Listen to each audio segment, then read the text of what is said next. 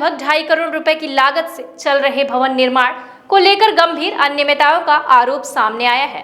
भारतीय राष्ट्रीय छात्र संगठन एनएसयूआई के प्रदेश सचिव विक्रांत सिंह परिहार ने महाविद्यालय प्रशासन के साथ निर्माण स्थल का निरीक्षण किया और गुणवत्ता, पारदर्शिता तथा श्रमिक सुरक्षा से जुड़ी कई कमियों का दावा किया। निरीक्षण में अनिवार्य सूचना बोर्ड का अभाव पाया गया, जबकि साइट इंजीनियर निर्माण एजेंसी का नाम स्पष्ट नहीं कर सके। बाद में यह पता चला कि निर्माण कार्य एमपीबीडीएस के माध्यम से कराया जा रहा है। एनएसयूआई ने कहा कि निर्माण में उपयोग हो रहे एसीसी स्लैब ब्लॉक और M25 सीमेंट ब्रिक बॉल की गुणवत्ता से संबंधित प्रमाण पत्र और टेस्ट रिपोर्ट उपलब्ध भी नहीं कराया गया।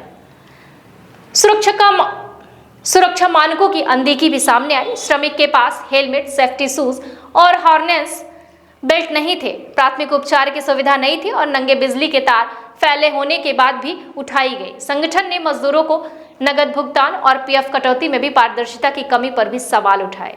विक्रांत सिंह परिवार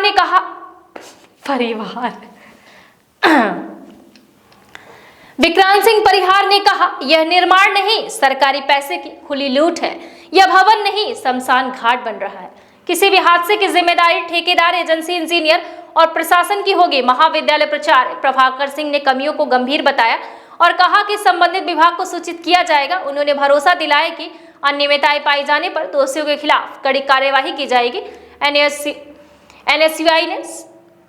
एनएसयूआई ने उच्च स्तरीय जांच और थर्ड पार्टी क्वालिटी टेस्ट की मांग की है, अन्यथा छात्र हित के आंदोलन की चेतावनी भी की है।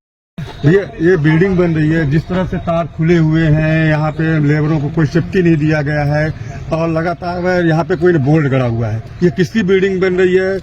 लगभग 2 करोड़ 4 करोड़ की बिल्डिंग बन रही है। क्या ये 4 करोड़ का शमशान घाट बनाया जा रहा है। क्या है कि अभी ये बच्चों के लिए जिंदा मारने वाला काम किया जा रहा है कि बच्चे यहाँ पे बैठे, कोई बिल्डिंग गिर जाए, कोई धस जाए, कुछ भी हो जाए।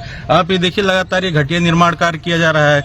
कौन सी गेज की सीमेंट, कौन से ग्रेड की सीमेंट यूज हो रही है ये भी इनको पता नहीं है। किसी भी सुपरवाइजर को कुछ भी पता नहीं है। ऊपर से ये राखड़ के ईंटे जैसा लग रहा है। इनको ये भी नहीं पता कि ये कौन सा ईंटा है। हमने पूछा तो कोई बोलता है फ्लाई ऐसा है, कोई कहता है डबल एसी है।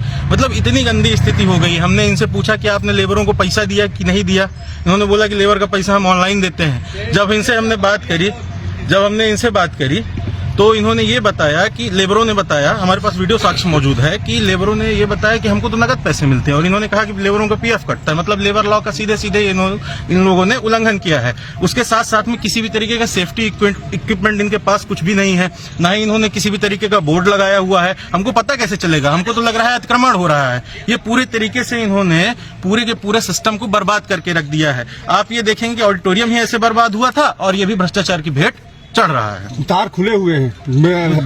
बच्चों की यहाँ पे अगर कोई बच्चा डिप्रेशन में चला जाए, कुछ हो जाए तो किसकी जिम्मेदारी किसकी होगी?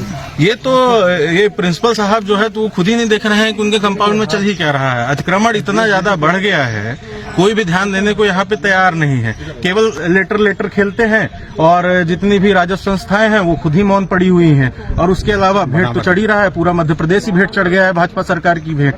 20 साल से बीमारू राज्य बना के रख दिया। बीमारू सीधी के साथ साथ संजय गांधी कॉलेज आपने कहा कि भ्रष्टाचार की प्रयोगशाला बना दिया के रिश्तेदार हैं जी। आपने कहा संविदाकार मुख्यमंत्री के रिलेशन। नहीं, मैंने ये नहीं कहा। मैंने ये कहा कि यादव जी हैं, ठीक है, तो हो सकता है रिश्तेदारी जोड़ लिए हों, भगवान जाने। ये भारत सरकार का प्रोजेक्ट है।